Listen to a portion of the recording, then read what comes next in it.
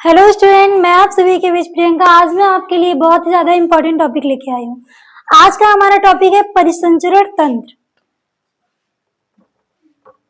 रक्त परिसंचरण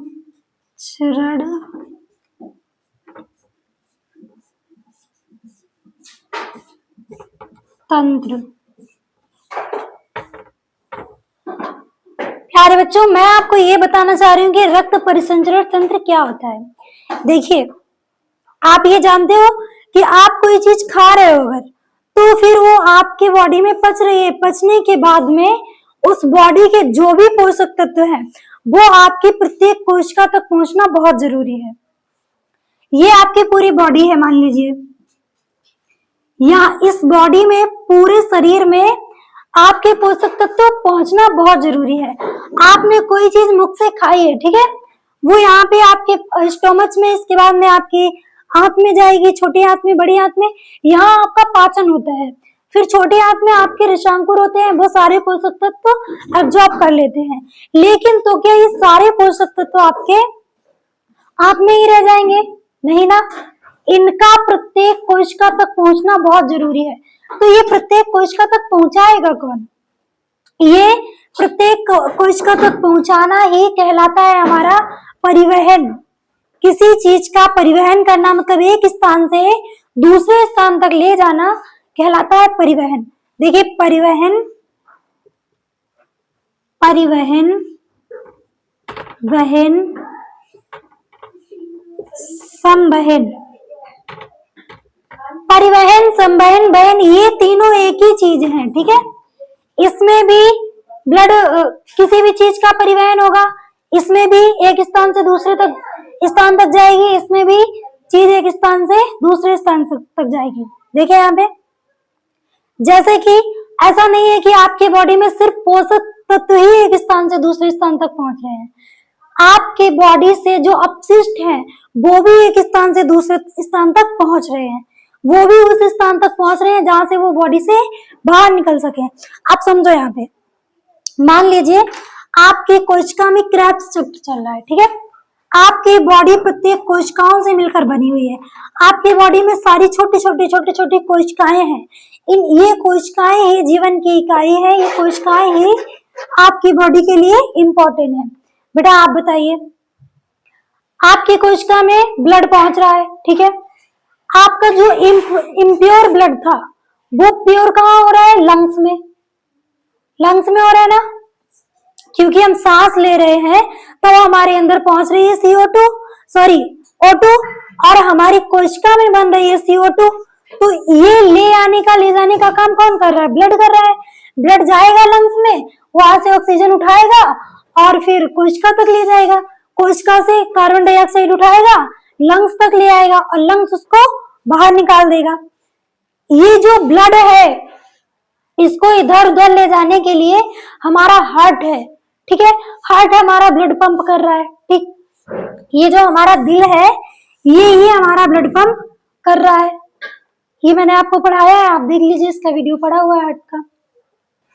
ये इधर उधर कर रहा है। अब ब्लड के द्वारा आपके अपशिष्ट इधर उधर जाते हैं। किडनी में ब्लड जाता है, वहां ब्लड क्षमता है, वहां से मूत्र बनता है और फिर वो बाहर निकलता है।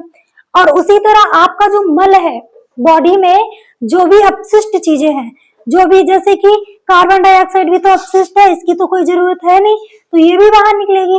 तो मतलब कि अपशिष्ट हो या पोषक पदार्थ, इनका एक स्थान से दूसरे स्थान तक पहुंचना ही परिवहन कहलाता है। इसको ही कहते हैं परिसंचरण, मतलब एक स्थान से दूसरे स्थान तक पहुंचना। अब मैं बता दूं यहाँ पे, पोषक तत्व तथा अवशिष्ट का एक स्थान से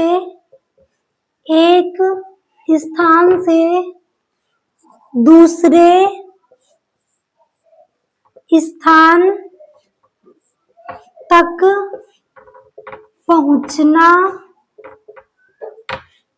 पहुंचना ही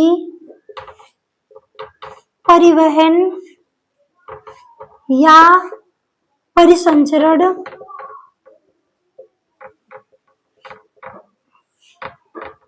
कहलाता है।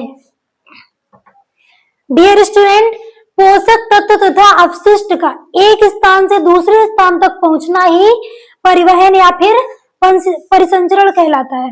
आपकी जो CO2 बन रही है बॉडी में, वो एक स्थान से दूसरे स्थान तक अगर नहीं जाएगी तो फिर वो बॉडी से बाहर कैसे आएगी? उसको ला कौन रहा है? ब्लड ला रहा है। ठीक है, आप इतना समझ गए। और जो आपके पोषक तत्व है वो भी बॉडी में कोशिकाओं तक कौन पहुंचा रहा है? वो भी पहुंचा रहा है ब्लड। ब्लड को पंप करने का काम कौन कर रहा है? ब्लड को पंप करने का काम कर रहा है हमारा हार्ट। इतना आपको समझ में आया? अब ये जो हमारा परिसंचरण तंत्र है, परिसंचरण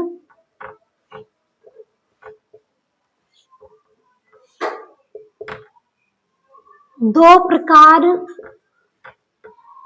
का होता है। प्यारे बच्चों, जो ये आपका परिसंचरण है ये दो प्रकार का होता है। कितने प्रकार का होता है? दो प्रकार का। नंबर 1 होगा हमारा खुला परिसंचरण,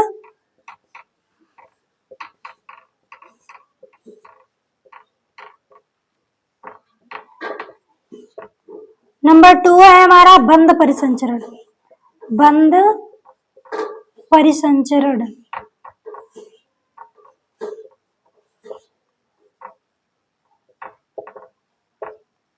ये मैं आपको एक बार नहीं बल्कि कई बार बता चुकी हूं कि जहां पे तंत्र जुड़ जाए तो वो समझ लीजिए कि वो अकेला काम नहीं कर रहा है बल्कि उसके साथ में कई अंग काम कर रहे हैं। जैसे मैं बोल दूं सिस्टम, तो सिस्टम में कोई एक चीज नहीं होती है, सिस्टम तंत्र ही होता है। इसमें कोई एक चीज नहीं होती है बल्कि उसके साथ में उसकी हेल्प करने वाली कई चीजें होती हैं। वो अकेला काम नहीं कर रहा होता। ठीक है, तो यहाँ पे मैंने परिसंचरण तंत्र बोला तो मतलब अकेला काम नहीं हो रहा है। अब हम समझेंगे ये खुला परिसंचरण तंत्र क्या होता है। देखो,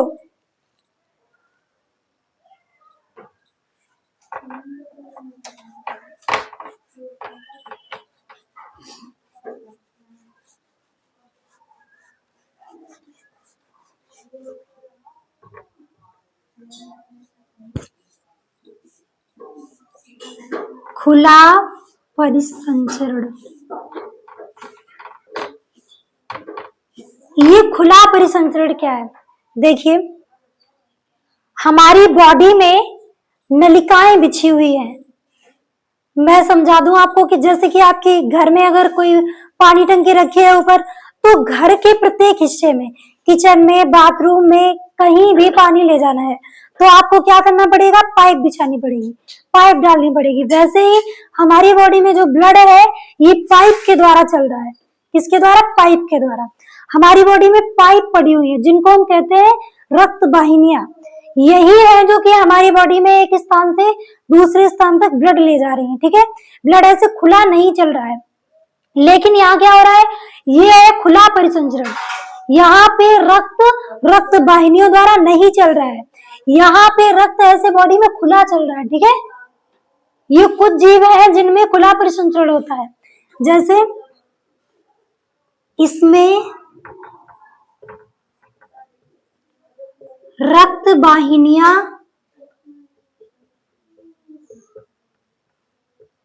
नहीं पाई जाती है। प्यारे बच्चों, ये जो खुला परिसंचरण तंत्र है इसमें रक्त वाहिनियां नहीं पाई जाती हैं। कहने का मतलब इसमें जिनके द्वारा ब्लड चल रहा है, जिन पाइप में ब्लड फ्लो हो रहा है, वो पाइप नहीं पाई जाती हैं। और समझो, इनमें रक्त वाहिनियां नहीं पाई जाती हैं बल्कि रक्त प्रत्यक्ष रूप से अंगों तथा ऊतकों के संपर्क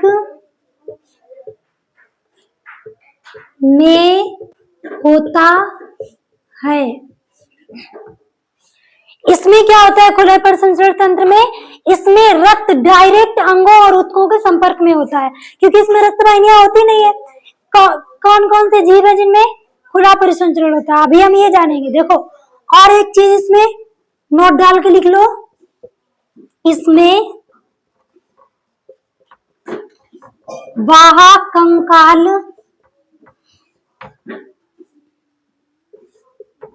पाया जाता है। इसमें क्या होता है कि बाहरी कंकाल पाया जाता है। जिन जीवों में खुला परिसंचरण होता है उनमें बाहरी कंकाल पाया जाता है।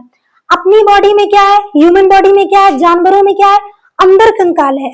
हम यहाँ से खाल हटा दे, मांस हटा दे तो एक अंदर ढांचा निकलेगा, एक कंकाल निकलेगा। लेकिन इन जीवों में क्या होता है कि कंकाल ऊपर होता है ताकि उसकी सुरक्षा हो सके, उसकी हेल्प हो सके उस जीव की। देखिए कौन कौन से जीव हैं, उदाहरण के लिए समझिए यहाँ पे,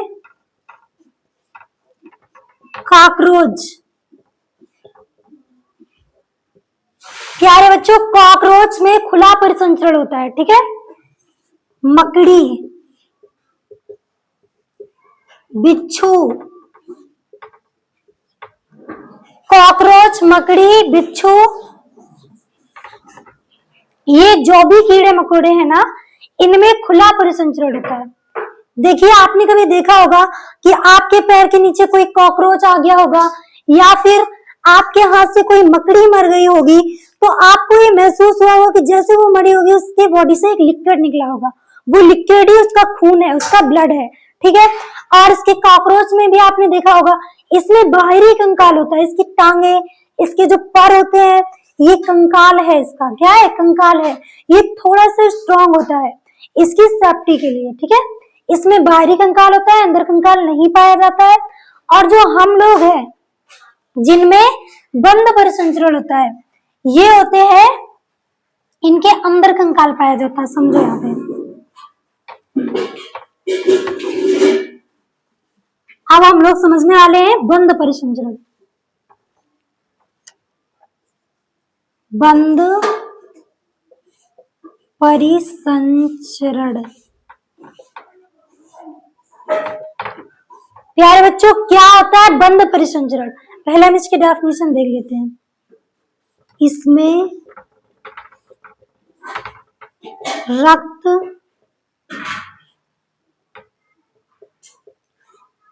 रक्त वाहिनियों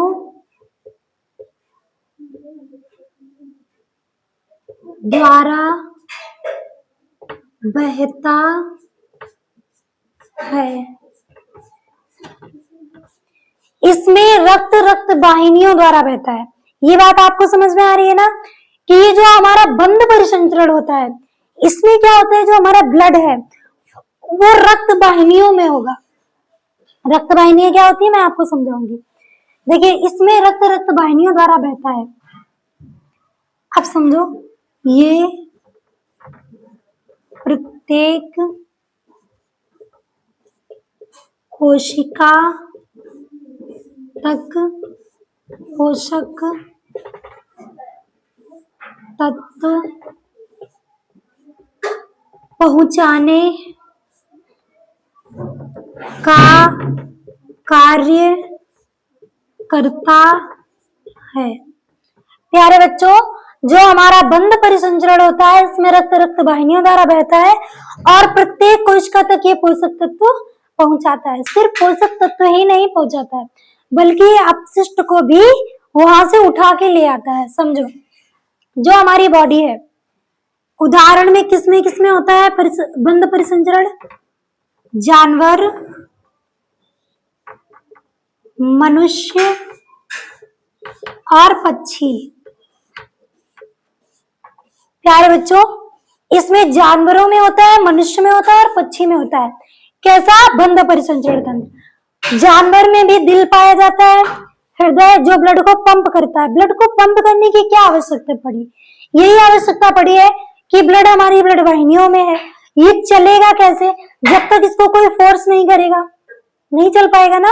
तो इसके लिए ये काम कौन करता है? हमारा दिल करता है। और मनुष्य में भी हृदय है, पक्षी में भी हृदय है। अब समझो क्या होता है हमारा बंद परिसंचरण, कि हमारी बॉडी में नलिकाएं हैं, पाइप पड़ी हुई है जिसके द्वारा हमारा ब्लड चल रहा है। प्रत्येक कोशिका तक पहुंच रहा है, पूरी बॉडी में ब्लड फ्लो हो रहा है ऊपर से नीचे तक, और उसको पंप कौन कर रहा है? हमारा हृदय। ठीक है, हमारा हृदय जो है उसको पंप करने का काम कर रहा है। वो ना होता, अगर हमारा हृदय नहीं होता तो ब्लड पंप नहीं हो पाता। ये ब्लड वाहिनियां क्या होती हैं? रक्त वाहिनियां। रक्त वाहिनियां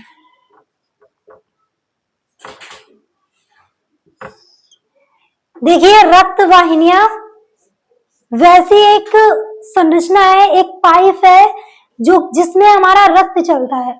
ये कितने प्रकार की होती है? 3 प्रकार की होती हैं। धमनी आती है इसमें, सिरा आती है इसमें, और